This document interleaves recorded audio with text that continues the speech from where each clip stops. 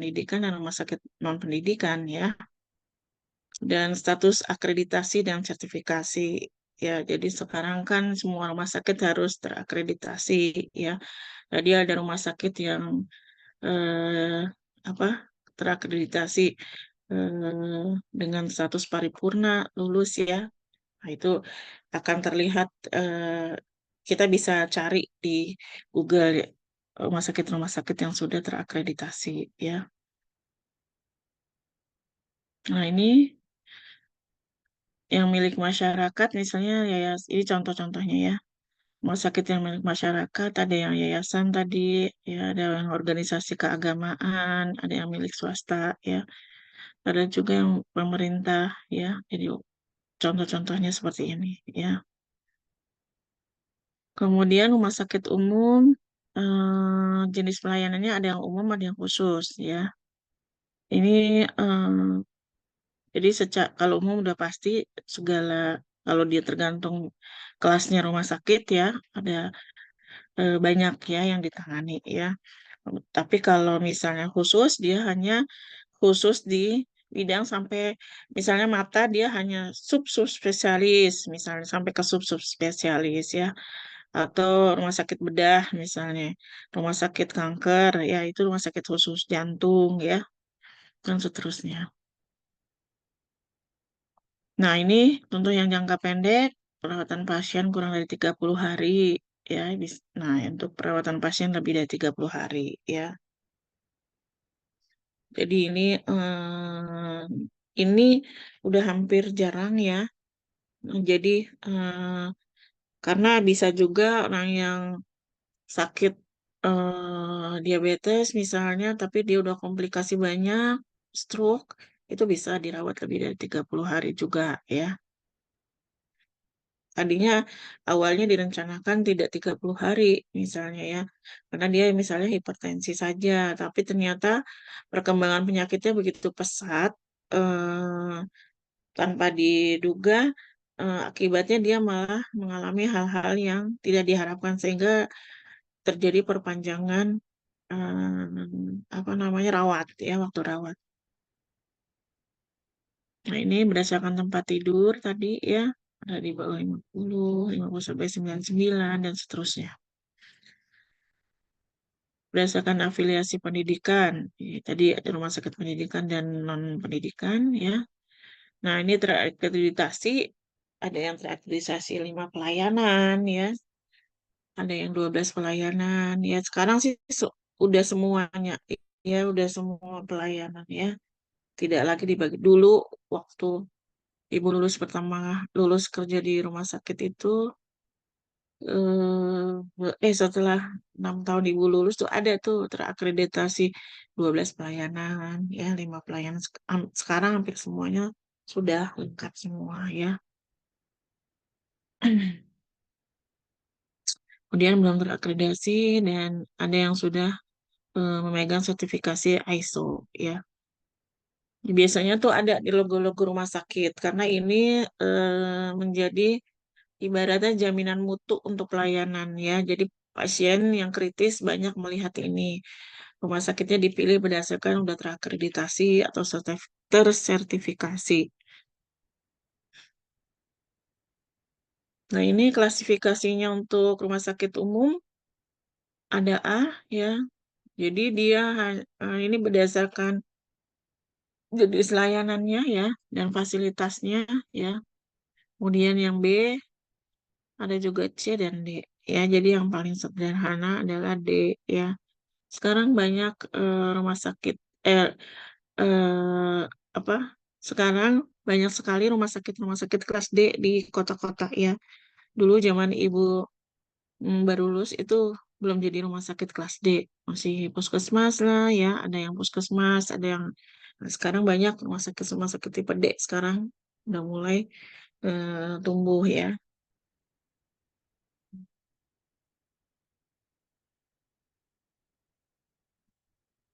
Baik, kemudian swasta dia ada rumah sakit Pratama, Madya, ya, kemudian ada swasta utama, ya. Jadi bedanya ini semuanya memberikan pelayanan yang bersifat umum, ya. Yang pertama, yang Madya juga, tapi dia ada juga spesialis untuk 4 bidang. Tapi kalau yang utama mencakup semuanya, ya, dan ditambah sub spesialistik, ya. Ini berdasarkan pelayanannya, ada rawat jalan, rawat inap, dan gawat darurat, ya. Ini yang paripurna tadi udah disampaikan, meliputi promotif, preventif, ya, kuratif, dan rehabilitatif. Sampai sini teman-teman, untuk klasifikasi rumah sakit, mungkin ada yang mau ditanyakan, silahkan.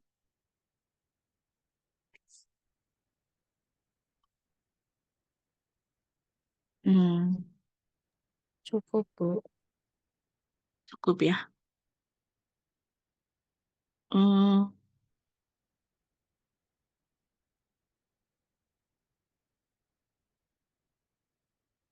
ibu ganti tanya ya, boleh ya? Baik, sebentar. Hmm,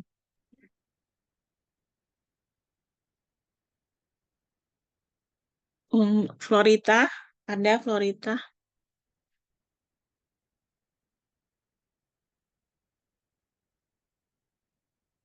Florita ada,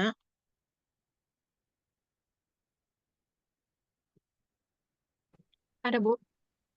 ada. Oke, Ibu boleh berikan contoh eh, rumah sakit umum di Jakarta apa aja? Contohnya 2. Bisa sebutkan contohnya misalnya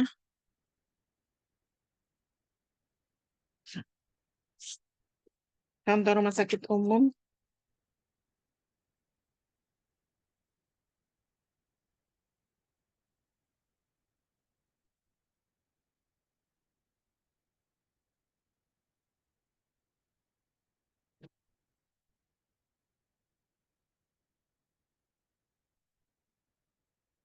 Apa kira-kira contohnya? Kamu tinggal di daerah mana, Florita?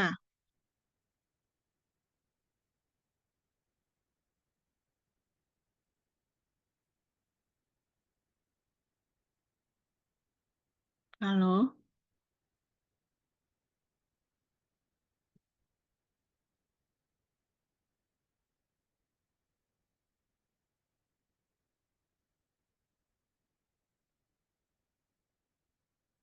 Florita?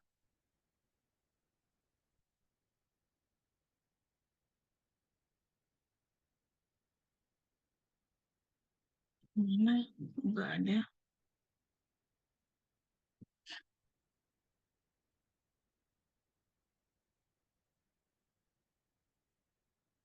Kalau Nia Febriana ada, Ada, Bu. Nia bisa sebutkan contoh rumah sakit umum? Eh, namanya, Bu. Iya, Eh, Rumah Sakit Yadika, Bu. Enggak, Rumah Sakit Triadipa Yadika. yang di Pasar Minggu. Di sini, Bu, Pondok Bambu. Oh, Pondok Bambu. Terus ya, apalagi? Rumah Sakit Harum. Oke. Tapi kamu tahu nggak kelasnya rumah sakit tersebut? Nia, Setahu saya sih tipenya B, Bu. B ya. Oke. Ya, Makasih ya. iya, Bu. Kemudian mungkin Maulana Ibrahim ada. Hadir, Bu. Ada. Kalau rumah sakit khusus, kira-kira nama rumah sakitnya boleh nggak? Contohnya apa? 2 juga. Rumah Sakit Khusus Bedah Rawamangun. Itu rumah sakit apa? Khusus apa? Khusus bedah, Bu. Bedah. Oke. Sama Rumah Sakit Khusus Jantung, Bu. Di Jakarta. Oke.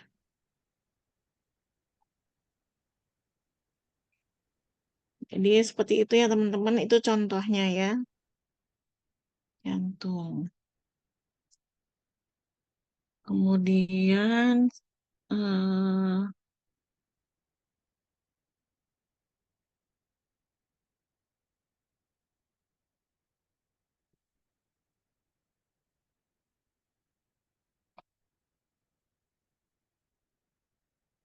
baik. Kalau rumah sakit, siapa dulu ya? Sebentar. Eh, Mutiara Andini ada. Ada, Bu. Mutiara, boleh sebutkan contoh rumah sakit eh, yang tipe B yang kamu tahu. Eh, Rumah sakit Islam Cempaka Putih, Bu. Sama di Bekasi ada rumah sakit Ananda Bekasi. Kenapa dia rumah sakitnya kamu sebut tipe B? Alasannya. Kalau yang di Ananda Bekasi, Bu, setahu saya dia Mm-mm. punya dokter spesialisnya tuh lumayan beragam gitu, Bu. Oke. Kamu pernah tahu di situ? Maksudnya pernah apa? Pernah PKL atau pernah seperti apa? Pernah apa? Atau pernah Iya, kerja Bu. di situ terus Iya, pernah PKL PKL gitu, Bu, pas di SMK. situ? Oh, ada subspesialisnya enggak? Ada, Bu, baru tapi subspesialis syaraf anak gitu, Bu. Oke, ya. Jadi kan kalau dari definisi ini terlihat kan kalau bedanya A itu di subspesialisnya lebih luas, jadi lebih banyak, kemudian lebih subspesialis ya. Tapi kalau kelas B mungkin subspesialisnya hanya terbatas ya, tertentu saja ya. Nah, kalau mau lihat dia kelas A, kelas B, kelas C atau kelas D dari definisi ini ya, eh, dia tuh apa di kelas D itu hanya pelayanan medik dasar. Jadi biasanya di situ dokter-dokter umum ya. Kecuali kalau rumah sakit. Tapi maksud ibu gini, ibu mau sampaikan beda-beda kelas A, B, C dan D ini, tapi bukan berarti kok dia udah banyak subspesialisnya, tapi kok masih C. Itu mungkin dia sedang proses untuk jadi B gitu ya. Nah, nah itu kalau di kelas D itu biasanya dokter-dokter kemampuan pelayanan medis dasar saja ya. Nah, kalau kelas C udah ada tuh spesialis dasar ya. Ada yang tahu spesialis dasar itu apa aja? Kalau yang di kelas C, ada yang tahu spesialis dasar tuh apa aja? Mungkin yang di puskesmas kemarin siapa deh? Lupa ibu, maaf. Saya Bu Ratri. Oh iya, Ratri. Ya Bu. Nanti tahu nggak yang spesialis dasar apa aja? Kalau spesialis dasar itu kandungan anak ya Bu. Iya, benar. Kandungan, anak, terus Hmm, kandungan anak sama apa ya? yang kalau sakit itu kita biasanya kita nggak tahu sakit Penyakit, apa, terus penyakit dalam gitu Bu. iya, iya penyakit dalam. Terus satu lagi, Hmm, Bedah. ntar dulu sebentar. Penyakit dalam enggak, Bu. Dia kelas B. apa ya Bu? Apa? Nggak, Penyakit dalam penyakit kelas dalam B, Bu. nggak masuk nggak Penyakit ya? dalam Penyakit dalam termasuk masuk C. spesialis dasar. Penyakit Iya dalam aja dasar loh kan ya. ya. Iya Bu. Ada Kecuali sub kalau kalau dia penyakit dalam ada subnya ya Bu. ada banyak, Iya paling banyak. banyak. Satu lagi, Apa ya? Bedah masuk nggak, Bu? iya, benar, benar spesialis bedah. Ya, oke, oke. Ada pertanyaan? Kalau nggak ada, ibu lanjut. Ya, jadi teman-teman mesti tahu bedanya antara pengelolaan rumah sakit ini ya. walaupun belum kerja, misalnya ada yang belum kerja di rumah sakit, misalnya kerjanya di apotik, jadi paham ya bedanya. Jadi kalau kita ke rumah sakit, terus subspesialisnya banyak ya. Misalnya ada KGEH, ada lagi rheumatoid ya. Itu udah subspesialis dari penyakit dalamnya ya. Jantung anak, jantung dewasa, misalnya gitu ya. Nah, itu udah subspesialis. Berarti itu kemungkinan dia kalau nggak BC, gitu ya. Nah, sekarang tinggal lihat, biasanya kelas A, B, C juga, ini kan berdasarkan pelayanannya ya, tergantung dari tempat tidurnya juga ya. Nah, jumlah tempat tidurnya berapa? Kalau jumlah tempat tidurnya udah mau 500, nah itu bisa kelas A ya. Mungkin sub-sub spesialisnya sedang dalam proses perekrutan, kan bisa gitu ya. Jadi bisa dilihat dari apa jumlah tempat tidur dan jenis pelayanannya ya. Oke, baik. Kemudian untuk sarana prasarananya ya, ini banyak nanti dibaca ya. Jadi ada ruang rawat jalan, gawat darurat ya, ruang tenaga kesehatan ini harus ada juga ya. Ruang laboratorium, farmasi, kantor dan administrasi. Ini biasanya yang nempatin orang-orang keuangan, orang-orang SDM ya, orang-orang yang menjaga mutu di rumah sakit tersebut ya. Nah, ini di kantor dan di administrasi ya. Ruang tunggu pasien dan menyusui ya. Jadi ini banyak sekali ya ruangan yang ada di sarana dan prasarana yang ada di rumah sakit ya. Karena itu rumah sakit ini adalah suatu tadi organisasi yang kompleks ya. Kalau misalnya di puskesmas atau di klinik mungkin ada beberapa yang tidak ada ya di antara ruangan-ruangan ini ya. Seperti itu.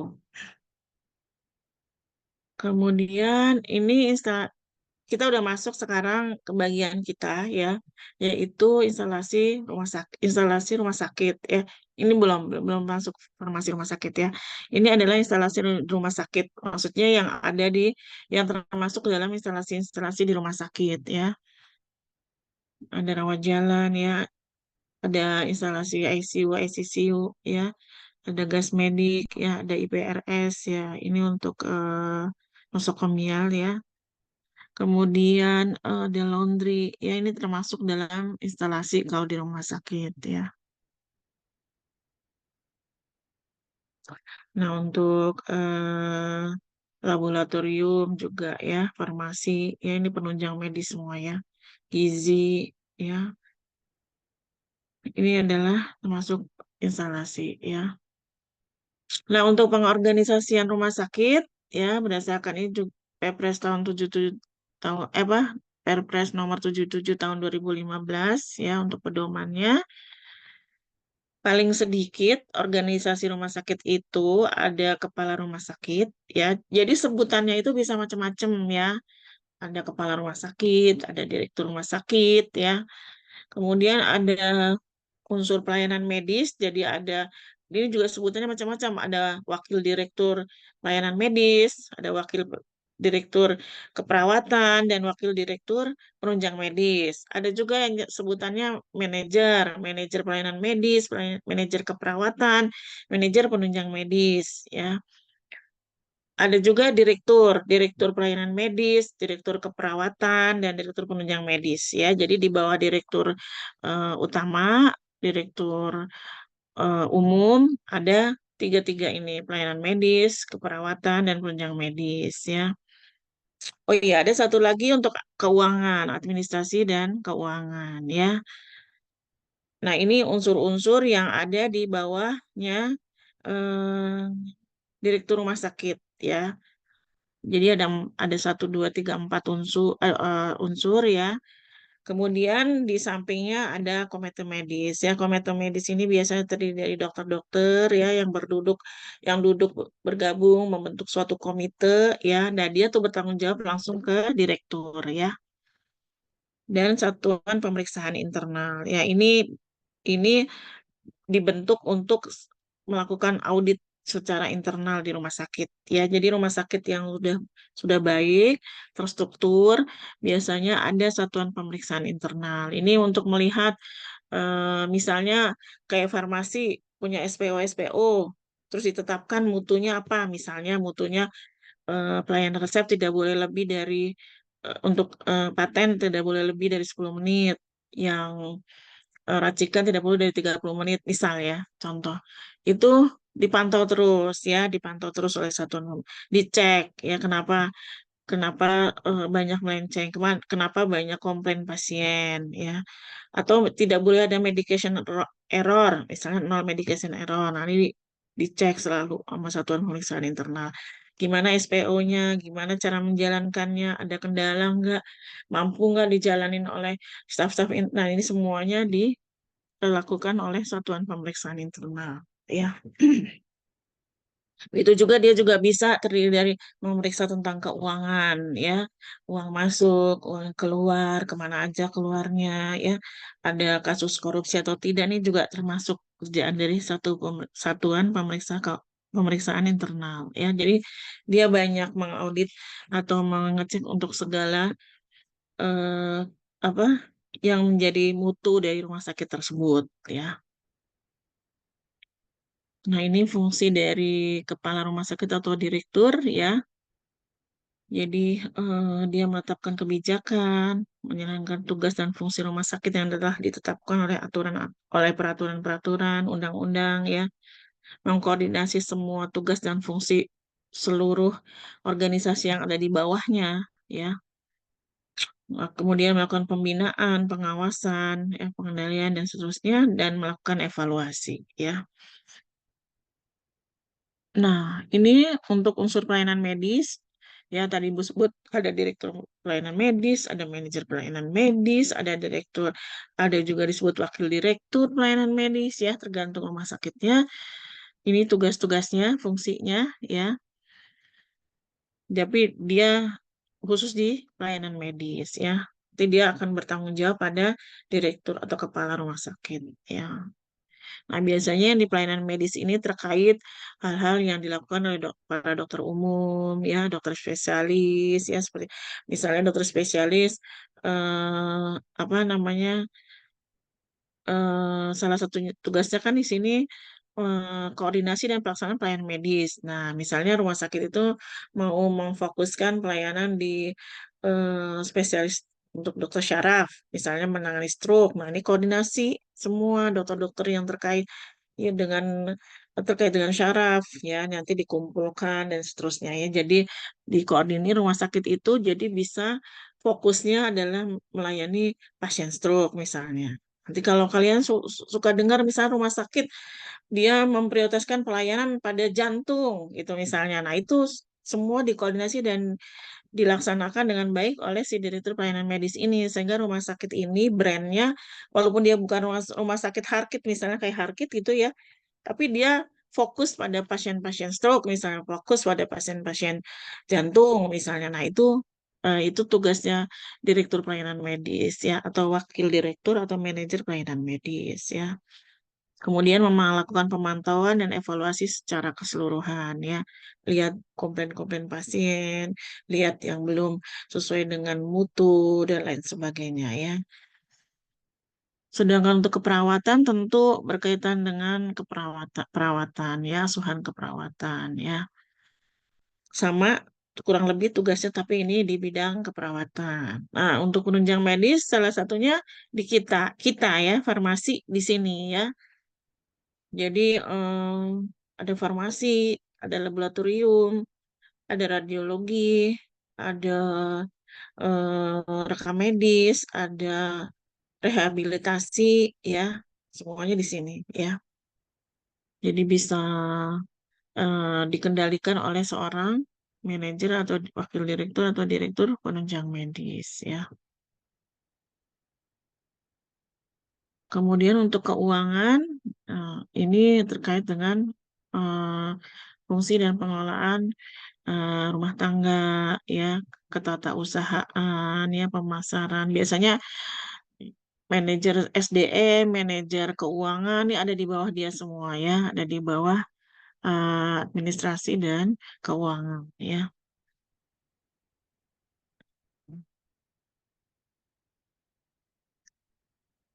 Kemudian ini untuk unsurnya ya, salah satu unsur fungsinya ya.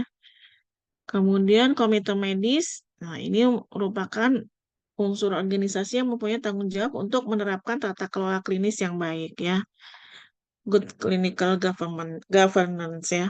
Jadi tadi kan pelayanan medis ada di bawah direktur pelayanan medis atau wakil direktur pelayanan medis atau manajer pelayanan medis ya. Nah, dia tuh mengupayakan terbentuknya suatu komite medis ya bersama dengan direktur ya, kepala rumah sakit ya. Jadi misalnya para spesialis paru dan subspesialisnya mereka punya namanya KSM paru.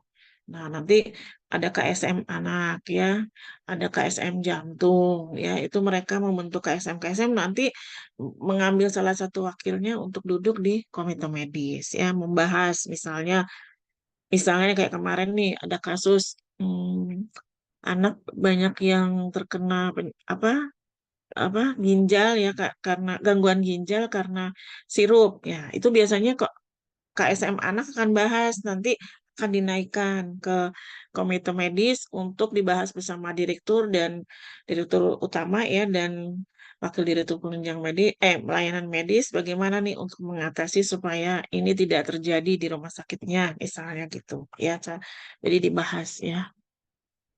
Atau misalnya ada suatu kejadian salah obat yang fatal sehingga pasien komplain berat. Nah, itu biasanya dibahas banyak ya. Di sini pasti dalam rapat komite medis dilibatkan juga farmasi ya. Nah, ini tugasnya melakukan kredensial bagi seluruh staf medis ya. Dipastikan bahwa seluruh staf medis yang bertugas dia mempunyai ijazah, benar dia tugasnya sebagai yang tertulis misalnya subspesialis jantung anak, benarkah ijazahnya seperti itu, benarkah izinnya memang keluar sebagai subspesialis jantung anak gitu ya. Di ini ya melakukan kredensial ya.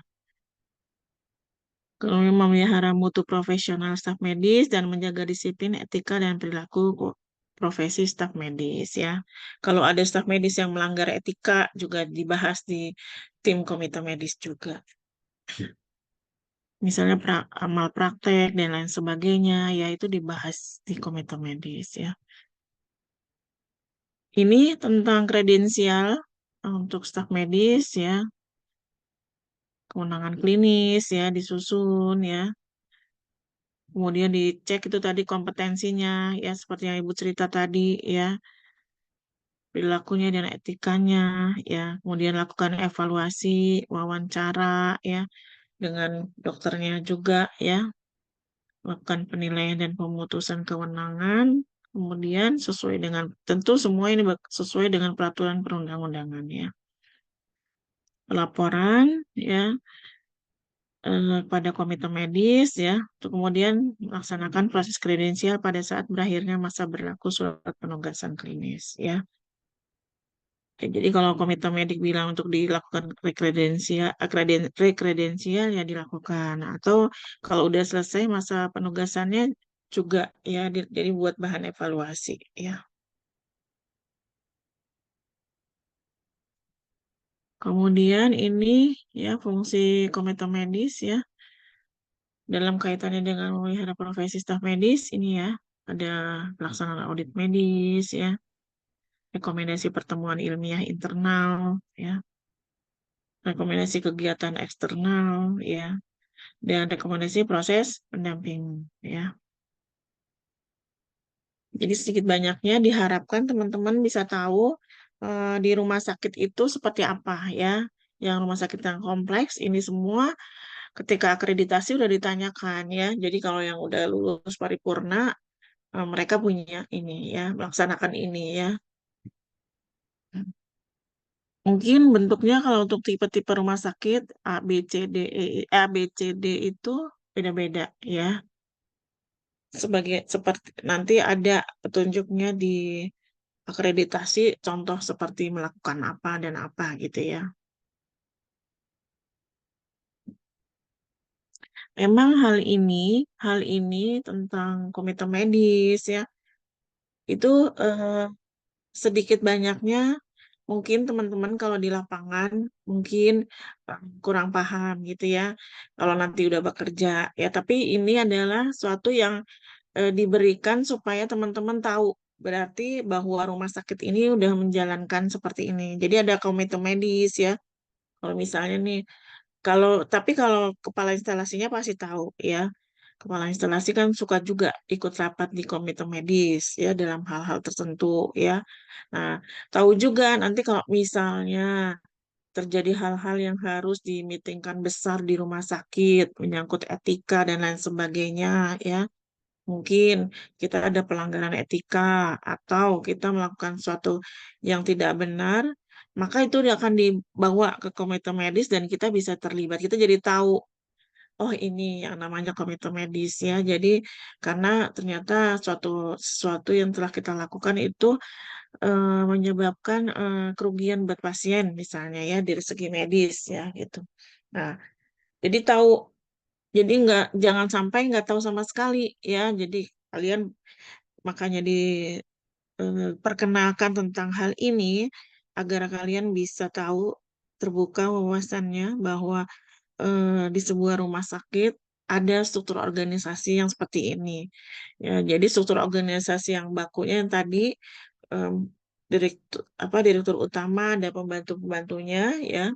Ada empat unsur. Kemudian ada juga yang di luar unsur tersebut yaitu komite medis ya yang meng- eh, melindungi kita juga dari segi hukum ya. Kalau kita terkena sangkut suatu masalah, komite medisnya bicara terus kita nanti akan bahas bagaimana untuk melindungi staf supaya eh, kita terlindung dari hal-hal hukum misalnya gitu ya.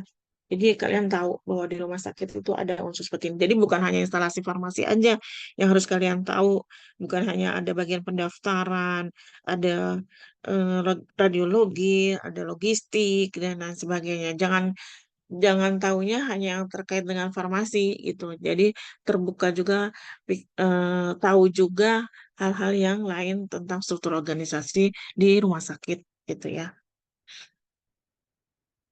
Ini ini ada komite-komite lain di rumah sakit ya. Tadi ada komite medis ya. Ada juga komite keperawatan ya, ada komite farmasi dan terapi ya. Pencegahan dan pengendalian infeksi ini biasanya ada di rumah sakit yang besar ya. Pengendalian resistensi antimikroba PPRA ya, mungkin di tipe D udah ada yang buat juga mungkin ya. Udah terbuka bahwa misalnya penggunaan antibiotik di rumah sakit tipe D apa ibaratnya dalam tanda kutip agak nggak wajar gitu. Nah, mungkin ada dibentuk ya, bisa juga komite PPRA misalnya untuk pengendalian antibiotik resistensi antimikroba ya. Kemudian komite etik dan hukum ya, komite koordinasi pendidikan dan komite manajemen risiko dan keselamatan pasien ya. Ini dianjurkan untuk ada di sebuah rumah sakit ya, untuk tidak satu bagian saja yang menangani karena ini kompleks kalau terjadi suatu masalah. Maka dibentuklah komite-komite ini ya, komite keperawatan, bagaimana apa menangani tentang keperawatan di rumah sakit tersebut ya, KFT ya, tentang obat-obatan ya dan lain sebagainya ya. Jadi semuanya disarankan untuk ada komite ini, tetapi memang disesuaikan untuk di rumah sakit mungkin digabung-gabung di rumah sakit yang lain yang lebih kecil ya. Tapi kalau di rumah sakit besar ini terpisah ya sendiri-sendiri ya. Kemudian satuan pemeriksaan internal ini tadi ya tugasnya nanti bisa dibaca ya. Tadi Ibu udah sampaikan secara ringkas ya. Nanti lebih lebih dalamnya silakan dipelajari. Sepertinya eh, mudah dipahami ya. Jadi dia tugasnya sebagai pemeriksa internal. Jadi di dalam internal itu dilakukan pemeriksaan sebelum diaudit dari pihak luar ya, memastikan segala hal ya sesuai dengan SPO atau tidak ya. kemudian memberikan masukan dan lakukan evaluasi bersama ya. Nah, ini ada rumah sakit yang ada dewan pengawas ya, ada juga yang tidak dinyatakan sebagai dewan pengawas, tapi dia misalnya kalau rumah sakit korporat gitu ya, rumah sakitnya banyak cabangan di mana-mana. Nah, itu kan ada pasti yang ditugasin mengawas. Cuma kita memang tidak tahu dia sebagai dewan pengawas, tapi ada yang memantau ya. Mungkin ada rumah sakit yang nyebutnya dewan pengawas, tapi ada juga yang menyebutnya mungkin eh, seperti lagi dipantau oleh pemiliknya dan lain sebagainya gitu ya. Nah, ini jadi dia karena dia non struktural ya. Mungkin kalau dia rumah sakit eh, yang punya adalah perorangan, mungkin yang ditugaskan misalnya anaknya gitu ya, misalnya gitu. Kita nggak tahu, tapi kita sering didatengin, misalnya manajemen sering rapat sama dia gitu. Nah, itu bisa dia sebagai pengawas ya. Nah, ini strukturnya tadi ya. Ya, jadi dewan pengawas pasti di atas ya. Dia mengawasi semua kegiatan yang ada di rumah sakit ya. Rumah sakitnya dipimpin oleh seorang direktur ya. Kemudian di bawahnya ada keperawatan, ada pelaksanaan pelayanan. Nah, ini di sini dia pelayanan medis dan penunjang medis dijadiin satu ya. Namanya di sini direktur juga ya. Nah, di sini dia dibantu oleh pelayanan ahli, penunjang dan pelayanan tambahan ya. Nah, sejajar dengan direktur ada staf medis ya. Kemudian jadi di sini bagian pemasaran dan perencanaan staf penasehat rumah sakit ya. Jadi ini contoh struktur organisasi sebuah rumah sakit ya. Ada yang dari direktur ini langsung ke perawatan, pelaksana pelayanan dan keuangan tanpa adanya pemasaran dan perencanaan. Pemasaran dan perencanaan ada lagi sendiri misalnya ya, apa struktur organisasinya tangannya ya. Jadi gitu. Jadi di sini kalau farmasi yang perlu jadi fokus kita adalah di sini kan farmasi dia ada di pelayanan ahli ya. Nah, mungkin di rumah sakit lain ini masuk apa penunjang medis ya. Nah, ini rumah sakit yang jadi contoh ini memasukkan ini sebagai pelayanan ahli ya. Ini dokter-dokter spesialisnya masuk di staf medis ya. Jadi disejajarkan dengan direktur ya, langsung diawasi oleh dewan pengawas ya. Yang masuk di struktur organisasi ini tidak termasuk para dokter spesialis ya. Ada rumah sakit yang pelayanan medis termasuk. Nah, ini enggak masuk ya. Soalnya di sini pelayanan ahli masuk farmasi, sedangkan pelayanan penunjangnya itu SDM, ya, rekam medis, ya. Jadi sistem informasi, IT, ya. Jadi ini masuknya di pelayanan penunjang, ya. Ini tambahan, contohnya pelayanan lingkungan, keamanan, ya. Kemudian pelayanan diet dan manajemen bahan manajemen ya. Nah, ini pengorganisasiannya beda ya. Ini struktur organisasi untuk rumah sakit ya. Nah, ini indikator-indikator mutu di rumah sakit ya. Tadi kan Ibu menyampaikan bahwa setiap unit itu mempunyai indikator pelayanan indikator mutu ya. Ini beberapa ya, ini nggak semuanya di di bawah farmasi ya. Eh, jadi ada beberapa oleh dokter ya, klinikal pathway ya, hand hygiene ini PPR apa pengendalian infeksi tadi ya, komite pengendalian infeksi ya, kepatuhan penggunaan formularium nasional ini kita ya, ini yang kita nomor 7 ya. Ya, untuk laboratorium, ini kepatuhan jam visit dokter spesialis ya.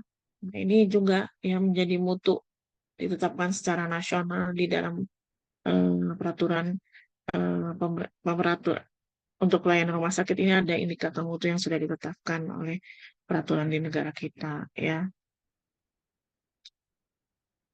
Nah, ini kepatuhan. Jadi banyak ya ini waktu tunggu rawat jalan, penundaan operatif elektif ya. Jadi operatif udah direncanakan tapi ditunda misalnya gitu ya. Kepatuhan jam visit dokter, dokter harusnya visit misalnya udah diberi jadwal dari jam 9 sampai jam 12 siang ya, tapi ada yang visitnya sampai jam 5 sore ya. Nah, itu nanti semuanya dicatat ya. Catat kemudian dihitung berapa nilainya Mas di bawah 80 atau seperti apa ya. Apalagi kalau yang visitnya di waktu-waktu pasien tidur, misalnya dia visit ternyata jam 1 malam atau jam 2 malam. Nah, ini biasanya akan dibicarakan di komite medis ya untuk dokter-dokter seperti ini, misalnya gitu ya. Kemudian itu beberapa indikator mutu yang ditetapkan ya. Nah, ini biasanya dilaporkan untuk kita yang nomor 7 ya.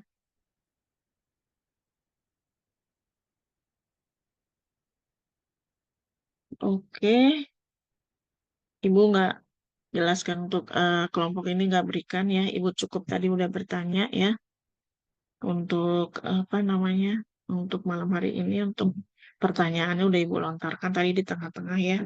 Jadi pertanyaannya nggak selalu Ibu lontarkan di akhir ya teman-teman bisa aja di tengah-tengah ya. Karena Ibu sudah memberikan bahannya dari 1 pekan yang lalu. Jadi Ibu berharap kalian udah membaca ya. Nanti contoh-contoh penjelasannya saat kuliah gitu ya.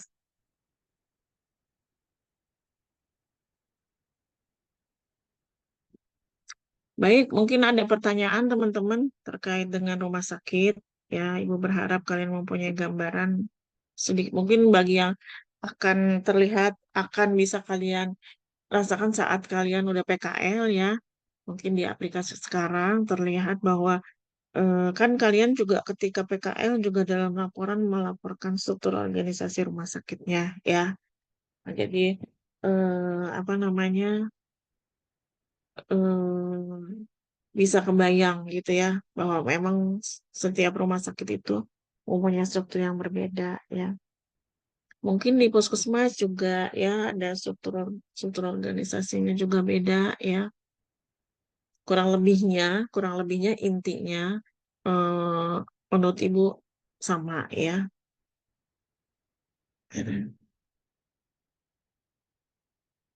Mungkin ada yang mau di-share atau ditanyakan, silakan. Ibu berharap ya, kita kan mulai kuliah kan jam 8 ya. Nah, itu kan udah malam sebenarnya ya. Maunya sih begitu jam 8 lewat 5, mau ibu ya, walaupun di kontrak bisa 8.15 gitu ya.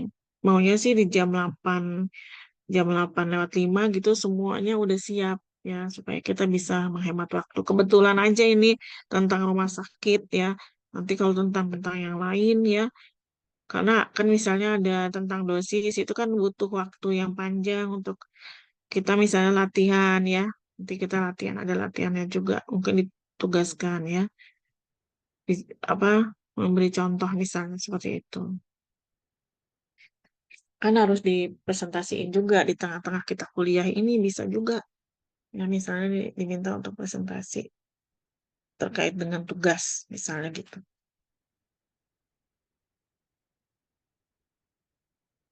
Jadi waktunya bisa jangan sampai apa namanya lewat, mudah-mudahan nggak lewat ya. Ya teman-teman mungkin ada yang mau diceritakan, ada yang mau disampaikan terkait waktu PKL ya silakan. Mudah-mudahan semuanya udah PKL ya. Karena kan ini sebenarnya memang ada yang konversi, ada yang ini ya. Tapi Ibu berharap mudah-mudahan sudah pernah KL paling enggak atau misalnya kalaupun belum sama sekali paling enggak bisa bisa memahami juga ya terkait dengan rumah sakit ya, dan nanti untuk yang materi-materi yang lainnya. Baik, sambil menunggu mungkin nanti ada yang mau share atau ada yang mau tanya, silakan. Ibu buka absen ya. Untuk 243A ada berapa orang? 6 orang ya. Siti Julianti ada? Siti Julianti. Ibu izin kalau untuk Hah? Siti Julianti tidak melanjutkan perkuliahan, Ibu. Oh Tidak gitu. melanjutkan perkuliahan, Bu. Ya, ya. Oke. Adela Ramadanti. Sama, Ibu. Tidak melanjutkan juga. Muhammad Raju ada? Hadir, Bu. Arini. Hadir, Ibu. Charlie. Hadir Ibu. Musdalifah. Hadir, Ibu. Oke. Ada lagi yang belum dipanggil? Kelas 243A. Cukup. Udah semua? Oke. Ibu. Ibu Kir. Udah, Bu.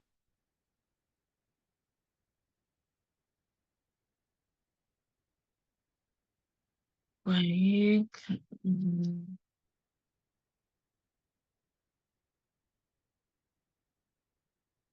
Hmm.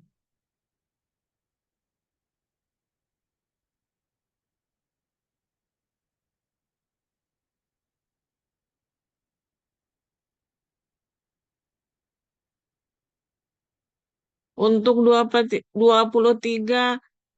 3A ada semua. Widiawati ada. Hadir, Bu. Lutfiana, Hadir Bu. Mutia Tri Tresnawati, Hadir, Bu. Cecilia, Hadir Ibu.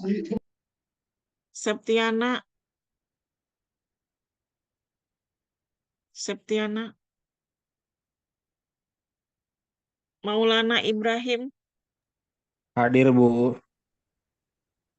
Oke. Vika Faradila, Hadir Bu. Ikhwatun Nidah, Hadir Bu. Winda Aprianti, Hadir Ibu. Dea Erawanti, Hadir Bu. Ayu Nurtalida. Hadir, Bu. Ada yang belum dipanggil? Yang nggak ada Septiana ya.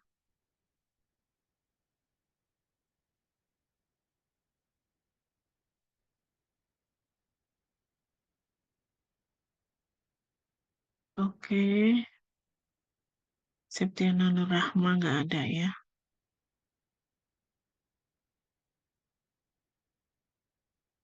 Sebentar.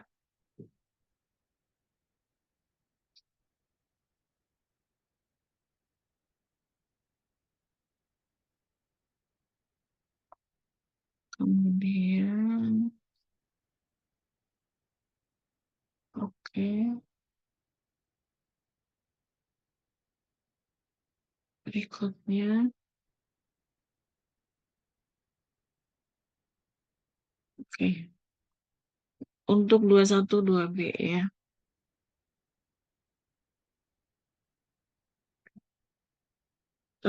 Diah Ayu Primastuti, Hadir Ibu. Malako Malasari, Hadir Bu. Yulita, Hadir, Ibu. Ravelina, Hadir, Bu. Lulu Ilmahnun, Ilmahnun, Septi, Berta, Bu. Ayodia, Hadir Ibu. Florita, Hadir Bu. Ananda, Hadir Bu. Iskandar, Hadir, Ibu. Nia Febriana, Hadir Bu. Azahra, Hadir. Azahira. Azahira Salsabila. Ada? Ada, Ibu. Suaranya kecil banget. Mutiara Andini.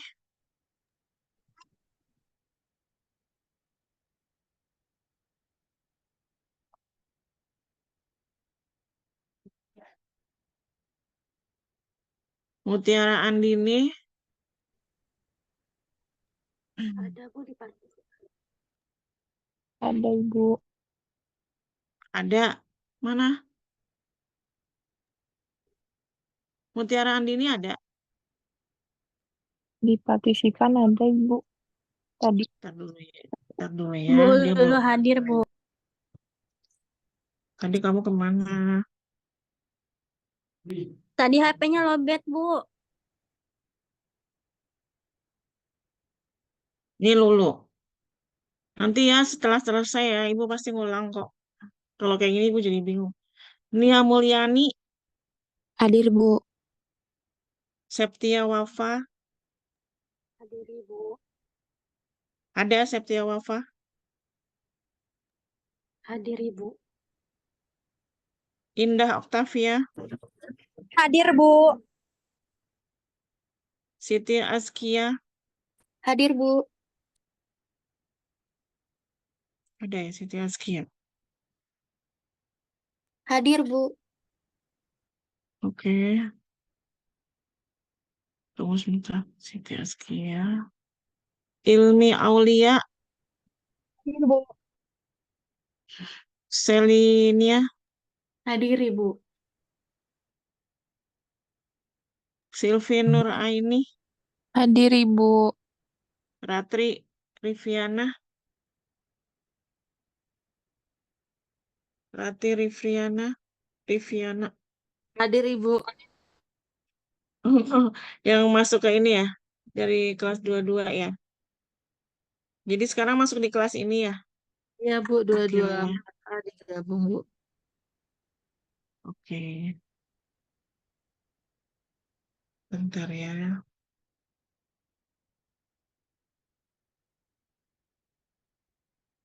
Mutiara Andini. Hadir, Boleh Bu. respon.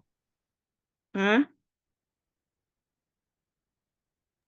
Hadir, Bu. Ada. Ada, Ibu. Oke. Ibu ada suaranya nggak? Dengeran.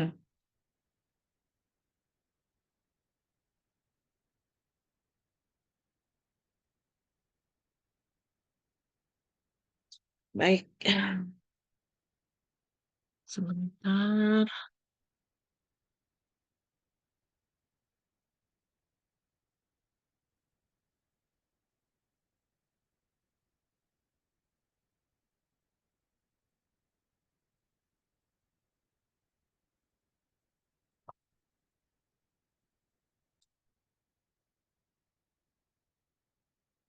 Oke.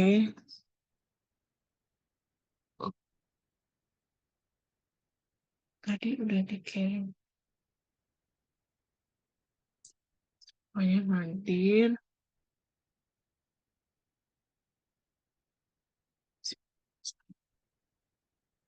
Baik, teman-teman. Ada yang mau ditanyakan?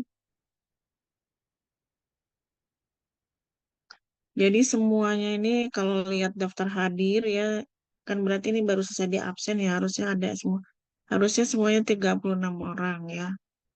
Ibu berharap teman-teman bisa yang hadir di 20.05 karena udah agak malam ya. Supaya kita bisa mengakhiri kuliah kita tidak terlalu malam ya. Baik, kalau nggak ada pertanyaan, pertanyaan bisa diajukan untuk rumah sakit sampai pekan depan untuk sebelum pemberian materi yang sesuai dengan kontrak ya.